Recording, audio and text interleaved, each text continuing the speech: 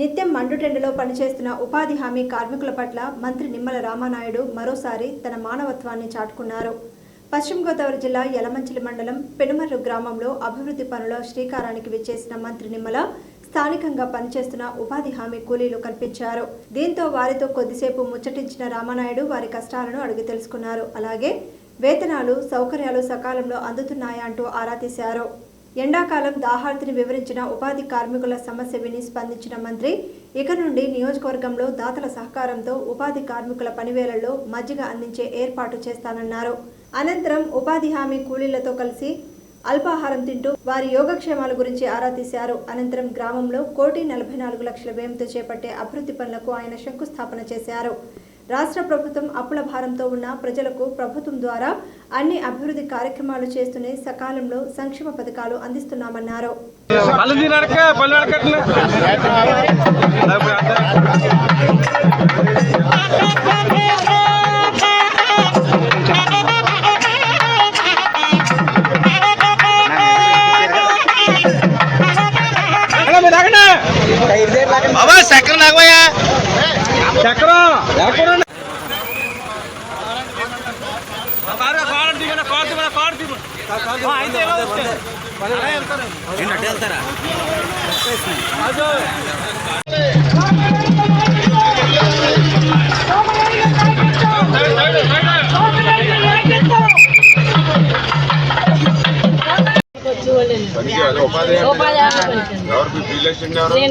మీరేనా వీళ్ళు ఎక్కడ చేస్తున్నారు పని చూసుకోండి జాబ్ చేసుకోండి.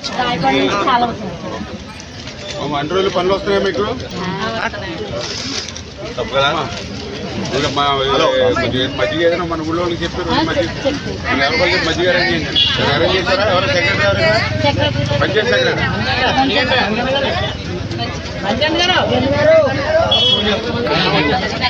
బటర్ మిల్క్ ఎక్కువ మంది చెప్పారు కదా ఊళ్ళో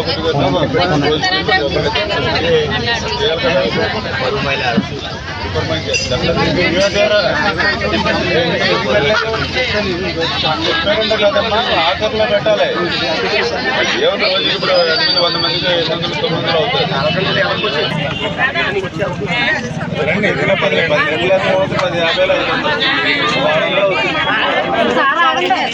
తీసుకోవాలండి. పెట్టి వెళ్తే తెప్పించే రోజు ఏ రోజు కాకపోతే ఆ రోజు చూసేసుకుంటే చెప్తాను. చూసుకోండి 600 చూసుకోవాలి.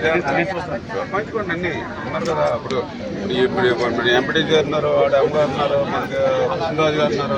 పేర్లు తీసుకోవాలి. నేను ఇస్తాను. రోజులు పెట్టి చెప్పాలి. రైతు బంధు రామానాయుడు గారి నాయకత్వం, రైతు బంధు రామానాయుడు గారి నాయకత్వం, రైతు బంధు రామానాయుడు గారి నాయకత్వం, రామానాయుడు గారి నాయకత్వం. పనికి వెళ్తున్నామ్మా.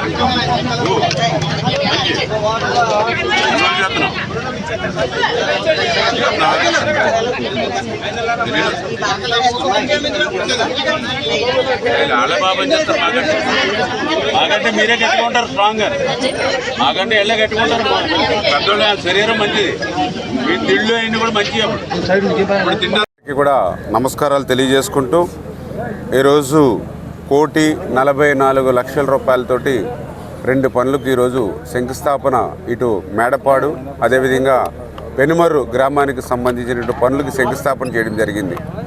ఇప్పుడే మీరు చూశారు ఏదైతే పెనుమర్రు గ్రామానికి సంబంధించి ఏదైతే మేడపాడు బ్రాంచ్ కెనాల్ ఏదైతే ఉందో మరి ఈ బ్రాంచ్ కెనాల్కి సంబంధించి ఈ యొక్క ఆయకట్టుకి చివరి భాగాన్ని ఉండడం వల్ల ప్రతి దాలవా పంటకు కూడా నీటి ఎద్దడి ఉన్నటువంటి పరిస్థితి. గతంలో మేము కూడా ఇదే చాలల్లో మరి దాయిలు అంటే పంట మీద ఉండగానే దాయిలు తీసి ఇదే మేడపాడు రోడ్డు మీద ధర్నా చేసినటువంటి పరిస్థితి కూడా ఆ రోజు ఉంది నీటి ఎద్దడితోటి. దానికి గల కారణం ఏంటంటే గత 5 సంవత్సరాల వైసీపీ పాలనలో ఎక్కడ కూడా గిద్దెడు మట్టి కూడా ఈ కెనాల్లో తీగిపోవడం వల్ల పూడికతోటే ఈ శివారు మేడపాడికి నీరు వచ్చేది కాదు. అందుకే ఈరోజు మన ప్రభుత్వం వచ్చాక అక్షరాల 18 లక్షల రూపాయలు పెట్టి ఈవేళ డీసిల్టింగ్ ఈ మేడపాడు బ్రాంచ్ ఛానల్ తీస్తూ ఆఖరి ఎకరం వరకు కూడా ఆఖరి రైతుకు నీరు అందేటువంటి విధంగా ఈ డీసిల్టింగ్ పనులు చేస్తున్నామని చెప్పి ప్రజలు కూడా గుర్తుపెట్టుకోవాలి. గత 5 సంవత్సరాల్లో చేయనటువంటి పనులు ఈ యొక్క 10 నెలల కాలంలోనే పనులను శాంక్షన్ చేయడమే కాకుండా టెండర్లు కూడా పిలిచి ఈవేళ పనులు పూర్తి చేస్తున్నామనంటే ఈ ప్రభుత్వం ఎంత పరిగెడుతూ పనిచేస్తుందో ఇదే ఒక ఉదాహరణ అని చెప్పి తెలియజేసుకుంటూ ఉన్నా.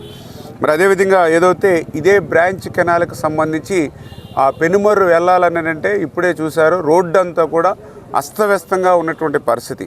ఇప్పుడే పాపం మహిళలు, ఉపాధి హామీ కూలీలు మహిళలు కూడా చెప్పారు, గర్భిణీ స్త్రీలు ఈ రోడ్డు అంతా హాస్పిటల్కి వెళ్ళాలని అంటే నెలలు నిండకుండానే డెలివరీ అయిపోతుందేమని భయంతో ఉంటున్నామని చెప్తున్నటువంటి పరిస్థితి. అంటే ఎంత దారుణంగా రోడ్డు ఉందో మీరే చూసినటువంటి పరిస్థితి. అటువంటి రోడ్డు కోసం ఆ రోజు 2014, 2019లో ఆ రోజు మేము వేసాం ఈ పెనుమర్రుకి రోడ్డు. మళ్ళీ ఈరోజు ఇప్పుడు శాంక్షన్ చేసాం, తొందరలోనే అవి కూడా టెండర్లు పిలిచి ఆ పెనుమర్రు రోడ్డును కూడా మళ్ళీ భవిష్యత్తులో ఇమ్మీడియట్లీ 2-3 నెలల్లోనే ఆ రోడ్డు కూడా టెండర్లు పిలిచి పనులు చేస్తాం. ఆ రోడ్డు వేసినా కూడా ఈ బ్రాంచ్ కెనాల్లోకి గట్టు దిగిపోతుంది కాబట్టి వేసినటువంటి రోడ్డు కూడా పటిష్టంగా 10 కాలాల పాటు ఉండాలనేటువంటి ఉద్దేశంతో 1,27,00,000 రూపాయలు, అక్షరాల 1,27,00,000 రూపాయలు సీసీ వాల్, అంటే ఆ యొక్క బండ స్ట్రెంగ్తనింగ్ కింద వాల్ గోడ నిర్మాణం చేస్తున్నాం. అంటే మనం వేసినటువంటి రోడ్డు చెక్కు చెదరకుండా కాలంలోకి దిగిపోకుండా ఉంటుంది. అంటే రోడ్డు వేయాలనేటువంటి సంకల్పమే కాకుండా ఆ రోడ్డు కూడా పటిష్టపరిచేటువంటి విధంగా కూడా గ్రాంట్లు తెస్తూ ఉన్నాం.